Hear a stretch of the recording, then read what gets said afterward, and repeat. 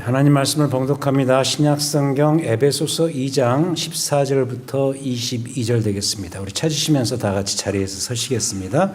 신약성경 311쪽입니다. 에베소서 2장 14절부터 22절 교독하시겠습니다. 제가 먼저 읽습니다.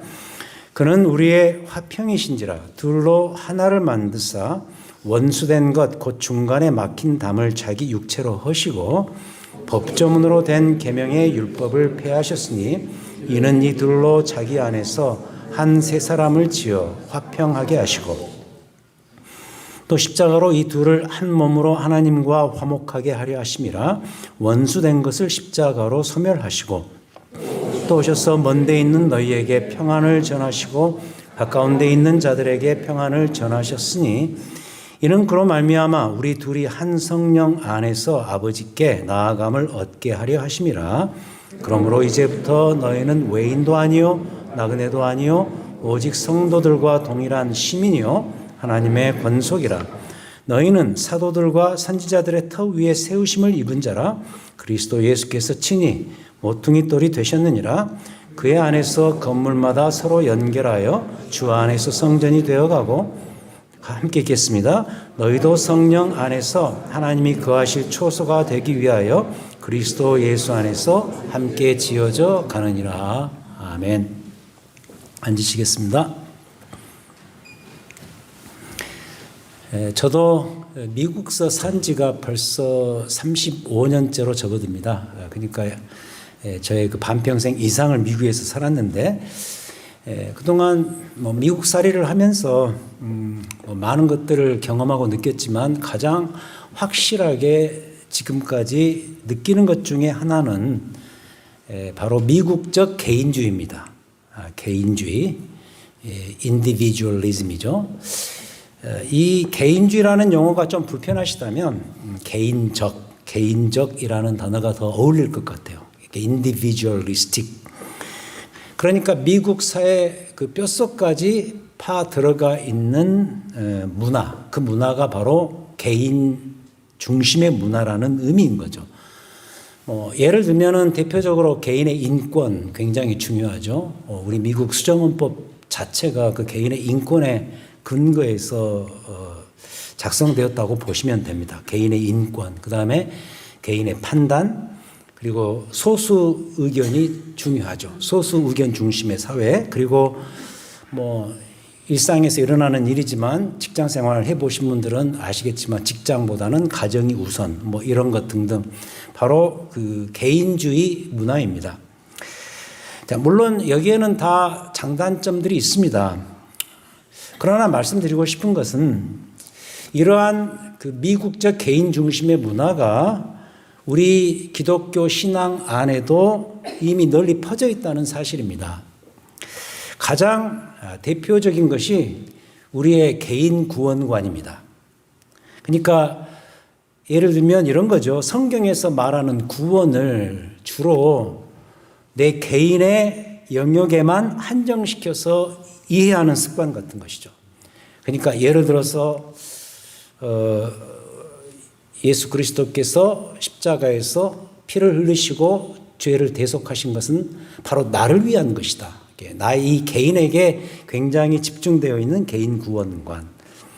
아무래도 한국 교회가 이 서구의 영향, 특히 이 미국 교회의 영향을 받아서일 것 같아요. 자, 그래서인지 우리도 그 습관에서 크게 벗어나지 못한 것이 사실입니다.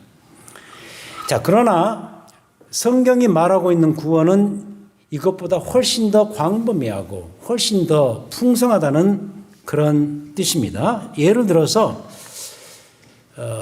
이미 말씀드린 것처럼 예수님께서 과연 나를 위해서만 십자가에서 피를 흘리셨는가? 이런 생각이죠. 물론 맞는 측면이 있습니다만은 그렇게만 그리스도의 십자가를 이해를 한다면 이건 너무도 제한적인 것이다. 예수 그리스도의 십자가는 내 개인의 구원의 영역을 훨씬 뛰어넘는 광범위하고 거대한 사건이었다. 이게 오늘 이 말씀의 핵심 주제가 됩니다. 자, 그렇다면 어떤 의미에서 그럴까? 이 점을 배우는 날인데 오늘 본문을 통해서 그리스도의 십자가의 구원이 가지고 있는 훨씬 더 부유한 의미, 내 개인의 영역을 뛰어넘어서 훨씬 더 광범위한 이 세상의 모든 삶과 문화와 관련된 그런 것이었다라는 것을 배우자는 것이죠. 자, 이를 위해서 이제 다음 두 가지를 가지고 이 본문을 설명해 드리도록 하겠습니다. 먼저 첫 번째는 허무시고입니다. 허무시고. 그러니까 그리스도의 십자가는 일단 우리 사이에 막혀 있는 모든 담을 허무셨다는 뜻입니다. 예를 들자면 지난주 배운 대로 이 성경 속에서, 이 에베소서 속에서 대표적으로 유대인과 이방인은 민족적으로나 종교적으로나 서로 원수 사이였습니다. 14절, 16절에서 그런 용어가 나옵니다. 14절, 그는 우리의 화평이신지라 둘로 하나를 만드사, 그러면서 원수된 것, 곧 중간에 막힌 담을 자기 육체로 오시고, 원수된 것. 16절도 또 나옵니다. 또 십자가로 이 둘을 한 몸으로 하나님과 화목하게 하려 하심이라 하면서 원수된 것을 십자가로 소멸하시고, 원수된 것. 영어로는 hostility, 이 적대감이라는 뜻의 단어가 아니겠어요? 그래서 유대인과 이방인들은 서로 간에 반목과 질시가 있었고 서로 그런 대상이었고 이 둘은 서로 마치 물과 기름처럼 잘 섞이지를 못하는, 합하지를 못하는 그런 관계였습니다. 여러분, 우리도 그러지 않습니까? 정말 그러면 안 되지만은 어떤 민족은 무조건 믿고 무조건 싫습니다. 그런 거 있습니다. 누군가는 나의 묻지마식의 증오의 대상이 되곤 합니다. 물론 당연히 그럴 만한 배경과 이유가 있습니다. 하지만 그게 집단적으로 확대 재생산되어서 서로를 상관하지 않는 상대가 되는 그런 일들이 있을 수 있다는 사실이죠. 그걸 이 본문에서는 원수된 것, 이 hostility 이렇게 표현을 하고 있죠. 근데 이 에베소서가 쓰여진 이 당시에 유대인들과 이방인들이 서로 그랬다는 거죠. 그래서 14절에서는 그들의 이런 원수된 관계를 뭘로 묘사하냐면 막힌 담이라고 묘사를 합니다. 14절에 보시면 후반부에 중간에 막힌 담을 자기 육체로 오시고, 막힌 담. 그래서 이 거대한 담, 이 막혀버린 담, 이쪽에서 저쪽으로 서로에게 건너가지 못하게 하는 그러한 담, 마치 휴전선처럼 무너지기 전에 베를린 장벽처럼 이 담은 서로 간에 소통을 차단시키는, 그래서 자연스럽게 서로 원수된 그런 관계를 유지시키는 그런 역할을 해왔다는 것이죠.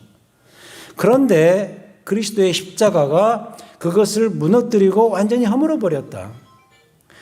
그럼 어떤 과정을 밟아서 이 담을 무너뜨리고 허무셨을까? 그리스도의 십자가가. 15절을 보겠습니다. 그 과정이 하나 소개되는데 15절, 법조문으로 된 계명의 율법을 폐하셨으니 이는 이 둘로 자기 안에서 한 세 사람을 지어 화평하게 하시고. 자, 여기에 법조문은 뭘까요?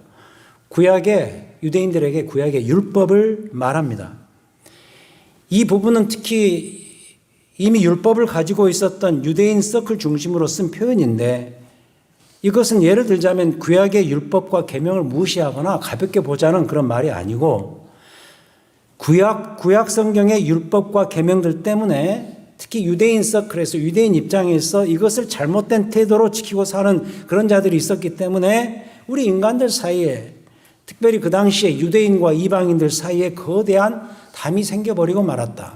율법은 원래 좋은 것인데, 하나님의 언약 백성에게 주어진 하나의 소중한 선물인데, 그 율법을 잘못 이해하고 잘못 지킴으로 인해서 유대인 입장에서 볼 때 이방인은 더 이상 상종할 수 없는 그런 원수된 관계가 그로 인해서 맺어져 버렸다. 거대한 담이 생겨버렸다. 그런 이야기죠. 특별히 문자와 제도로 얽혀진 그 관계의 코드 때문에 더 높아진 담벼락이 만들어지고 말았습니다. 그래서 이런 것 때문에 그들은, 유대인과 이방인들 사이는 서로 상종할 기회도 상종할 의지도 다 상실해 버렸어요. 그런데 그리스도의 십자가의 보혈이 이것을 완전히 다 허물고 다 녹여버렸다. 이런 이야기인 거죠. 자, 그럼 그로 인해서 찾아온 결과가 뭐냐? 열매가 뭐냐? 15절 후반부에서 이렇게 이야기합니다. 이 둘로 자기 안에서 한 세 사람을 지어서 화평하게 하시고 완전한 평화가 찾아왔습니다. 하나님께서 아담과 하와를 처음 만드셨던 그 에덴 동산에서 의도하셨던, 그리고 실제로 누리도록 주셨던 그 하나님의 천상의 그 샬롬, 그 하나님의 평화가 바로 이 지점, 이 상황 속에서 드디어 회복이 되었다. 이 둘로 자기 안에서 한 세 사람을 지어 화평하게 하시고, 다시 말해서 그리스도의 화해의 십자가의 보혈로 말미암아 이 둘 사이에 화해가 이루어졌는데, 그 화해를 가져다 준 그 본질이 뭐냐? 바로 하나님께서 그들에게 이제 새롭게 허락하신 완전한 평화다. 세 사람을 지어 화평하게 하시고, 그리고 더 적극적으로 18절, 그 둘이 이로 인해서 성령 안에서 이제 하나가 되었다. 이는 그로 말미암아 우리들이 한 성령 안에서 아버지께 나아감을 얻게 하려 하심이라. 이렇게 표현하고 있습니다. 그래서 첫 번째 포인트의 결론이 뭐냐? 예수 그리스도의 십자가는 단지 나 혼자만의 구원을 위한 사건이 아니었다. 나를 비롯한 내 주변의 모든 관계를 회복시켜준 엄청난 대규모의 사건이었다, 이 이야기인 거예요. 우린 하나가 되기 위해서 부단히 노력을 하죠. 다 좋은 일들입니다. 하지만 거기에는 한계가 있습니다. 예를 들어서 하나가 되기 위해서 표를 만들어서 함께 모여서 제창을 해보기도 하고, 저도 어렸을 때 주일학교 다니면은 항상 그 주일학교에서 예배 마지막, 그때는 좀 약간 군대 문화가 있어서 그런지 이런 아이들 놓고도 교회에서 이렇게 몇 가지 표 제창을 그랬어요. 뭐 하나님을 사랑하자, 뭐 교회에 충성하자, 뭐 이런 것을 어린 아이들에게 표로 제창하고, 그런 식으로 표를 만들어서 제창도 해보고, 스티커도 붙여보고, 셔츠를 만들어서 그 뒤에 여러 가지 문구를, 하나가 되자 이런 문구를 써서 입어보기도 하고, 밥도 같이 먹으면서 서로 친목을 도모해 보기도 하고, 정 안 되면은 관계되는 법령을 새로 만들어서 관계 개선을 위한 노력을 해보기도 하죠. 물론 이런 일들을 안 하는 것보다는 하는 것이 훨씬 더 나아요. 그리고 나름대로 영향력이 있습니다. 하지만 한계가 있습니다. 어떤 한계인가? 일시적이고 잠정적인 효과는 봅니다. 그런 한계가 있습니다. 그렇다면 어느 관계가 되었든 궁극적으로 영원토록 하나가 되려면 어찌 해야 될까? 이 길은 없는 건가? 어쩌면 이게 우리 사회의 숙제고 우리 모든 관계들의 마지막 숙제인 것처럼 보입니다.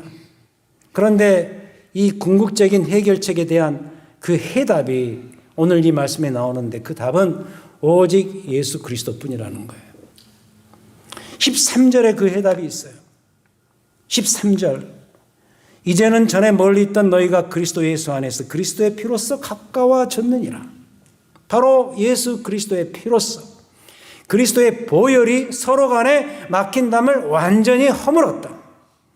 그로 인해서 그 둘 사이에 화해의 다리를 놓으셨다. 그래서 첫 번째 예수 그리스도의 피의 역할은 뭐냐? 허무시고 모든 관계의 아픔과 한계와 연약함과 그 막혀버린 담을 허무시고, 이게 첫 번째 그리스도의 피의 역할과 기능입니다. 그 다음 두 번째, 나아가게 하시고, 더 동사적이죠. 더 움직이는 거고 더 적극적인 거죠. 나아가게 하시고. 18절. 이는 그로 말미암아 우리 둘이 한 성령 안에서 하나님 아버지께 나아감을 얻게 하려 하심이라. 무슨 말인가요? 그리스도의 십자가의 피는 우리 사이에 막힌 담을 허물었을 뿐만 아니라 그들을 서로 하나 되게 하셔서 하나님 앞으로 함께 나아가게 하셨다. 이 나아가다, 이 용어는 예배적인 자세를 의미하는 단어입니다. 그러니까 그 당시 놓고 보자면 이방인과 유대인이 하나가 되어서 이제 하나님 앞으로 함께 나아가는 한 예배자가 된 거예요. 그럼 이 둘 사이의 하나됨의 결과와 열매가 뭐냐? 그것이 바로 우리에게 주어진 새로운 타이틀에 표현합니다. 이방인과 유대인이 하나가 되어서 하나님 앞에 한 예배자로 나아가는데, 그로 인해서 주어진 현실적인 열매가 있는데, 그 열매가 새로운 타이틀, 새로운 신분에 표현한데, 그게 바로 19절입니다. 사실 오늘 말씀의 본론은 여기서부터 시작됩니다. 19절. 그러므로 이제부터 너희는 더 이상 외인도 아니고 나그네도 아니고 오직 성도들과 동일한 시민이 되었고 하나님의 권속이 되었다. 이 권속은 패밀리라는 말이에요. 하나님의 가족이 되었다. 유대인이나 이방인이나 그들은 이제 서로 동일한 시민이 되었다. 세상의 법과 세상의 제도와 세상의 문화는 이 둘을 여전히 갈라놓아요. 그 당시를 놓고 생각해 보면 갈라놓는 법들이 많았어요. 노예 제도부터 시작해서 남녀 차별이 있었고 이래저래 모든 차별이 있고 모든 갈등이 있었는데 그게 이 세상에 오히려 부여하고 더 갈라놓는 역할을 그렇게 해버렸습니다만 이들은 이제부터 모든 면에서 한 시민이 되었고 한 가족이 되었다. 특히 이 진전된 모습은 새로운 한 공동체의 실현을 통해서 가능해지는데 그게 바로 오늘 이 본문에 등장하는 교회입니다. 그러니까 예수 그리스도의 보혈로 말미암아 더 이상 물과 기름이었던 그 관계들이 이제 하나가 되어서 하나님 앞에 한 예배자로 나아가는 그런 새로운 공동체, 새로운 집단, 새로운 그 타이틀이 주어진 그 그룹이 생겼는데 그 그룹을 놓고 뭐라고 말하느냐? 오늘 이 본문에서는 교회라고 말합니다. 그게 바로 20절이죠. 이제는 건물로 설명을 합니다. 20절. 너희는 사도들과 선지자들의 터 위에 세우심을 입은 자라. 그리스도 예수께서 친히 모퉁이 돌이 되셨느니라. 십자가의 그리스도를 모퉁이 돌 삼고 그 위에 그리스도의 말씀 자체인 사도들과 선지자들을 기둥 삼아서 세워진 교회. 이 교회가 바로 새로운 화해의 길로 들어서서 새로운 관계와 새로운 삶을 형성시켜 나가는 그 시대의 새로운 언약 공동체, 바로 교회죠. 건물로 지금 비유해서 설명하잖아요. 예수 그리스도가 주춧돌이 되시고 그 위에 사도와 선지자들은 말씀 자체거든요. 사도와 선지자들의 터 위에 교회가 세워졌다는 말은 말씀 위에 세워졌다는 뜻이거든요. 그 말씀 위에 교회가 세워져서 하나의 반듯한 건물이 되는 것이죠. 그래서 실제로 그 당시 초대교회, 이 에베소서는 그 에베소라는 그 이방 지역에 세워진 교회입니다만 사실 오순절 성령 강림 사건이 예수 그리스도 부활 이후에 있은 다음에 교회가 탄생하면서 예루살렘에 그 예루살렘 이 교회가 탄생했잖아요. 사도들을 중심으로 해서 교회가 예루살렘 교회가 세워지고 그 다음에 이제 사도 바울이 회심해서 이방으로 복음이 전파되면서 이런 에베소 교회, 데살로니가 교회 이런 교회들이 이 지중 연안에 세워지기 시작했단 말이죠. 그래서 당시 이 초대교회, 예루살렘 교회만이 아니라 이런 교회들, 초대교회는 실제로 유대인들과 이방인들 이들이 주 안에서 하나됨을 알려주는 신호탄 역할을 했다는 거예요. 실제로. 그래서 그들은 그 이후로 이 지상에서 완전히 새로운 공동체로 만들어져 왔습니다. 지금까지. 그 당시에 이것은 실제로 전에 없던 모습이에요. 우리는 이 상황 자체가 그렇게 상상이 되지 않습니다만 그 당시에 2000년 전에 이 당시에 지중해 연안에 있었던 여러 사회들 속에서는 이 모습 자체가 전혀 상상하기 힘든 장면이었어요. 그러나 그리스도의 피로 말미암아 이제 새로운 공동체가 탄생되었다. 그게 뭐냐? 그게 바로 교회라는 거예요. 그런데 거기서 끝나지 않고 더 나아가서 이 교회라는 존재가 조금은 더 특별해 보입니다. 사실 오늘 말씀의 포인트는 여기서부터입니다. 21절부터 22절까지. 이 구절은 교회론을 설명하는데 이만큼 아름다운, 이만큼 본질적인, 그리고 이만큼 중요한 구절이 없을 정도로 정말 소중한 구절인데 한번 같이 읽어보죠. 21절, 22절. 자, 시작. 그 안에서 건물마다 서로 연결하여 주 안에서 성전이 되어가고 너희도 성령 안에서 하나님이 거하실 초소가 되기 위하여 그리스도 예수 안에서 함께 지어져 가느니라. 모습이 좀 특별합니다.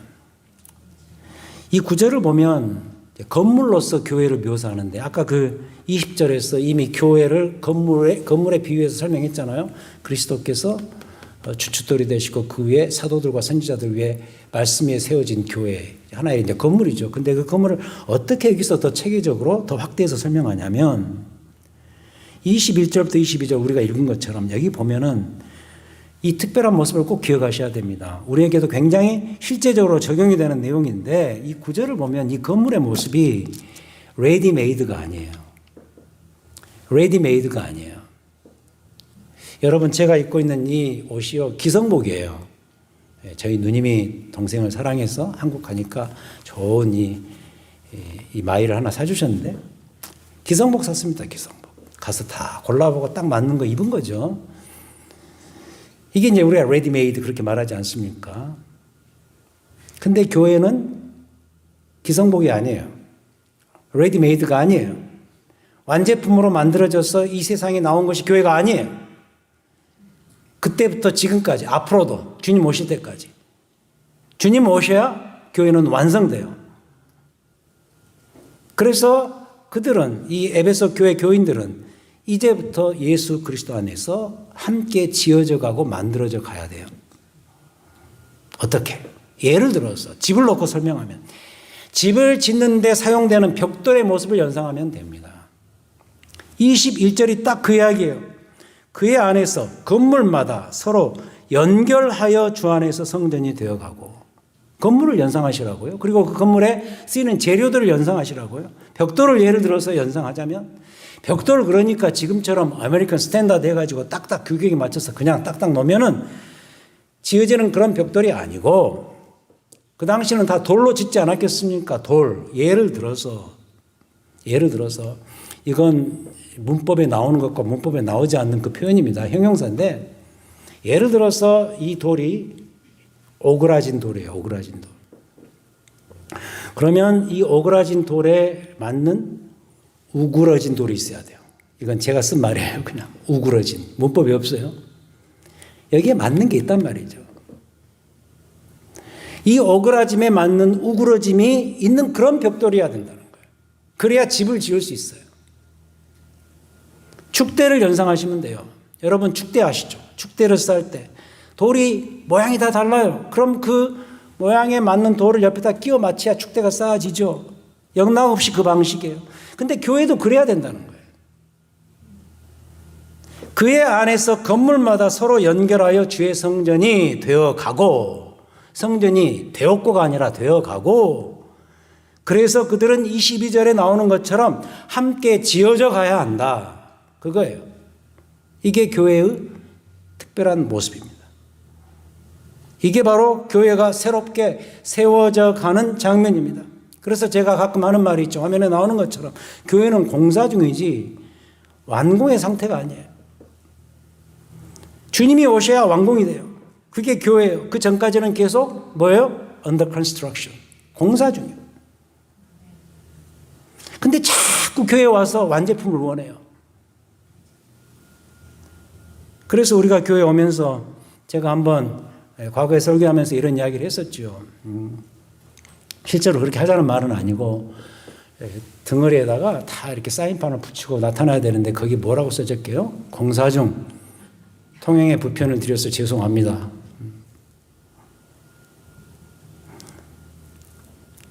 그런 점에서 적어도 원칙적으로는 교회 내에서 물과 기름은 존재하지 않아야 된다. 나의 오그라짐이 있으면 너의 우그러짐이 있어야 된다는 거예요. 그게 교회라는 거예요. 그걸 맞춰가는 연습을 하는 것이 교회라는 거예요. 그래서 물과 기름 각각의 역할이 있어요. 물과 기름이 서로 맞지 않는다 그래서 물이 틀린 거고 기름이 틀린 거고 그건 아니잖아요. 물과 기름은 원래 있어요. 그 고유의 특성이 있는데 같이 합해지니까 잘 안 합해져요. 근데 교회는 어떻게 해야 된다? 물과 기름이 있지만 그 물과 기름이 합해지도록 애를 쓰라는 거예요. 주의 사랑 안에서. 그게 교회라는 거예요. 그래서 교회에서만큼은 그래도 저 사람은 안 돼 이런 건 없어야 돼요. 없어져야 돼요. 아무리 무능한 사람이어도 그는 교회에서만큼은 대접을 받아야 돼요. 왜? 그도 그리스도께서 핏값으로 사신 주 안에서 한 형제가 되었기 때문에 그리스도의 보혈을 생각하고 그렇게 하라는 거예요. 한번 상상을 해보자고요. 자기 집의 노예가 교회 멤버인 거예요. 지금은 노예 제도가 없어요. 상상이 안 되는 이야기예요. 그때는 노예 신분이면은 그는 아예 물건 취급을 당했어요. 사람이 아니에요. 그 집에서는 그는 물건이에요. 그런 세상인데 그 노예가 교회라는 데를 가봤더니 딱 와 있는 거예요. 주인 입장에서 주인이 마침 예수 그리스도의 이 십자가의 공로를 믿고 구원받은 하나님의 백성이 되어서 은혜 받고 이제 교회라는 데를 가서 신앙생활을 하면서 새로운 인생을 출발해 봐야 되겠다 하고 교회를 딱 왔는데 그 자리에 우리 집 노예가 있는 거예요. 어떻겠어요, 여러분? 물건 취급을 당했던 그가 이제 주인의 사랑과 대접을 받을 입장이 된 거예요. 이게 말이나 되는 이야기입니까? 근데 그런 일이 실제로 일어났던 그 당시에 유일한 장소는 교회밖에 없었어요. 근데 이게 어찌 가능하냐?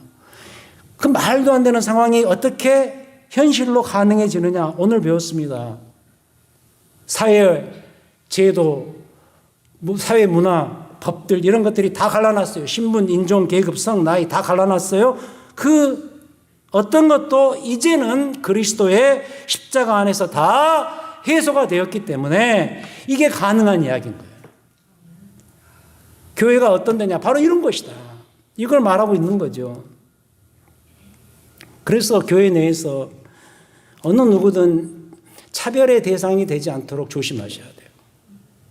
또 내 안에서 누군가를 향해서 차별하는 마음을 갖지 않도록 주의하셔야 돼요. 하지만 그런 마음이 생길 때가 있죠. 우리는 다 죄인들이기 때문에 그런 마음이 생길 때가 더러 있습니다. 그러할 때 그럼 우리는 어찌 해야 될까? 그러할 때 우리는 우리 주님의 십자가를 먼저 생각해야 돼요. 그리스도의 십자가를 먼저 생각하는 연습이 있는 것이 교회여야 돼요. 이런 생각이겠죠. 나도 한때 바깥 외인이 있지 않았는가? 나라고 뭐 별거였는가? 그런 바깥 외인이었던 나를 그리스도께서 당신의 보혈을 흘리셔서 나를 품으셨지. 나를 당신의 자녀 삼으셨지. 그랬던 나를 위해서 세워진 그 십자가를 묵상하고 생각하고 그 앞으로 갈 때 나도 그랬는데 주께서 저 사람을 위해서 그랬다는 이 사실을 알게 될 때 우리의 마음속에 그런 차별의 마음들 없어지지 않겠습니까, 여러분? 그래서 저는 찬송가 149장을 참 좋아합니다. 주 달려 죽은 십자가라는 찬송이죠. 제가 좋아하는 찬송 탑5에 들어가는 찬송인데 주 달려 죽은 십자가, 특히 1절을 좋아하는데 주 달려 죽은 십자가 우리가 생각할 때 세상에 속한 욕심을 헛된 줄 알고 버리네. 영어 가사가 이렇게 시작됩니다. When I survey the wondrous cross. 그 놀라운 십자가를 when I survey 한다는 말이 무슨 말이죠? 생각하고 관찰하고 연구한다는 이야기예요. 묵상한다는 이야기예요. 십자가를 생각하고 묵상하고 관찰하고 연구할 때 벌어지는 일이 실제로 뭐냐? 그 다음 가사가 정리해 주죠. 대표적으로 어떤 일이 벌어진다? 그분의 십자가를 묵상하면 세상에 속한 욕심을 다 버린다. 십자가를 생각하면 세상에 속한 욕심을 버리는 일들이 자연스럽게 벌어진다. 그 이야기죠. 세상에 속한 욕심 하니까 나와는 뭐 별개의 문제, 뭐 예를 들어서 뭐 명예를 생각하고 돈을, 그런 어떤 너무 그런 문제만 생각하지 마시고 세상에 속한 욕심은 다른 거 아닙니다. 여러분, 내 중심주의입니다. 내 중심주의. 그게 다 욕심입니다. 내 중심으로 모든 것을 생각하고 판단해서 그것을 결정짓는 것, 그리고 그것으로 모든 걸 드라이브 하려고 하는 내 중심주의의 그 욕심을 버리게 된다. 언제? 그리스도의 십자가를 서베이할 때, 묵상할 때, 십자가를 생각할 때 자연스럽게 이런 일은 벌어진다. 그 가사 아니에요? 오늘 버전으로 말하면 우리가 십자가를 생각하면 교회에서 누군가를 미워하고 차별하지 않게 된다는 말이겠죠. 맞죠? 그래서 두 번째 그리스도의 십자가의 기능은 뭐냐? 우리를 차별하지 않고 우리를 하나로 묶어서 하나님 앞으로 함께 나아가게 하는 예배자로 만드십니다. 십자가의 두 번째 기능, 두 번째 역할. 우리로 함께 하나님 앞에 한 예배자로 나아가게 하시는 십자가. 그리스도의 보혈인 거죠. 두 가지 배웠습니다. 모든 차별과 모든 관계에 막힌 담을 허무시는 그리스도의 십자가. 두 번째, 더 동사적으로 움직이게 하는 거죠. 더 적극적인 것이죠. 그 막힌 담을 허물고 하나가 된 그들로 이제 함께 하나님 앞에 나아가게 하는. 그게 바로 그리스도의 십자가의 보혈의 기능이다라는 거예요. 그러니 여러분 보세요. 그리스도께서 십자가에서 죽으신 것이 나 혼자만을 위한 일이 아니잖아요, 여러분. 모든 사회와 모든 관계, 모든 역할들을 다 온전하게 만들어주신 그분의 십자가의 놀라운 보혈의 공로인 거죠. 어느 책에서 읽은 내용입니다. 기독교 문필가 여러분 잘 아시는 C.S. 루이스 이야기입니다. 저는 개인적으로 C.S. 루이스 같은 사람이 중간에 회심해서 그리스도인 되어준 게 얼마나 고마운지 몰라요. 영향력 있는 분인데 영향력 있는 그분이 모든 것을 이성적으로 평가하고 판단할 수밖에 없는 처지에 있는 그런 사람이 그리스도의 그 은혜에 감동해서 회심해서 그리스도인 된 것에 대한 고마움, 그리고 그걸로 끝나지 않고 많은 책을 써서 후대 사람들에게 그리스도의 이 본질을 잘 이야기해 준 이분의 스토리 참 많이 있죠. 근데 C.S. 루이스가 회심한 이후에 있었던 일인데요. 한번 들어보십시오. C.S. 루이스는 교회에 처음 나갔을 때, 그러니까 회심해서 크리스찬 되어서 이제 교회를 처음 교회라는 데를 가본 거예요. 가봤는데 영락없이 우리 이야기입니다. 부르는 찬송가가 삼류 음악에다가 그보다는 조금은 더 낫지 싶은 수준의 가사를 붙여놓은 것 같아 못내 싫었다고 합니다. 그러니까 이 교회 와보니까 이 부르는 노래가 영 음악이 심상치가 않은 거예요. 이건 아니다.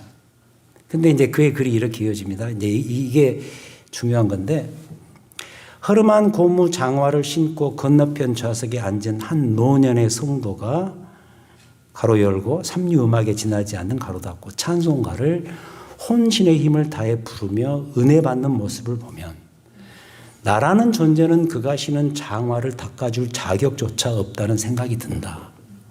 그 찬송가가 나를 혼자만의 자만심에서 벗어나게 한다. 여러분 어때요? 교회는 이런 일들이 벌어지는 유일한 장소입니다. 여러분 솔직히 교회 와보면 어때요? 허접한 점들이 참 많잖아요. 뭐 이런 말 하지 않습니까? 목사님 세상에서도 그렇게는 안 합니다. 뭐 이런 일들 많이 있잖아요. 교회 와보면. 설교자인 저도 고만고만하고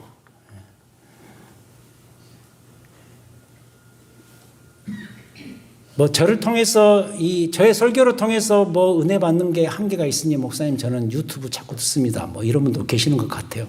그래서 유튜브 가서 아예 그냥 이 교회 유튜브 예배 드리겠습니다. 이런 분도 계신 것 같고, 설교자인 저도 고만고만하고 솔직히 아무리 잘 준비한 찬양이어도 한계가 있고 오늘 그 점이 좀 드러나 버렸는데 박수가 안 맞잖아요 우리가.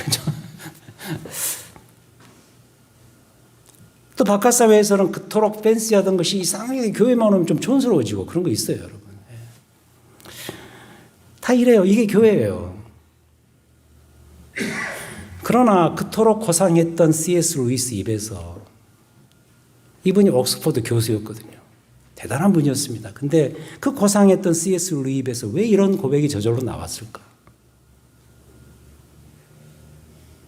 다 허접하게 보이고 삼류 음악처럼 보였지만 저 구석에 있는 한 노년의 성도가 혼신의 힘을 다해서 그 찬송가 부르는 모습을 보면 나는 그 장화를 닦을 자격조차도 없다는 생각이 든다. 왜 그런가?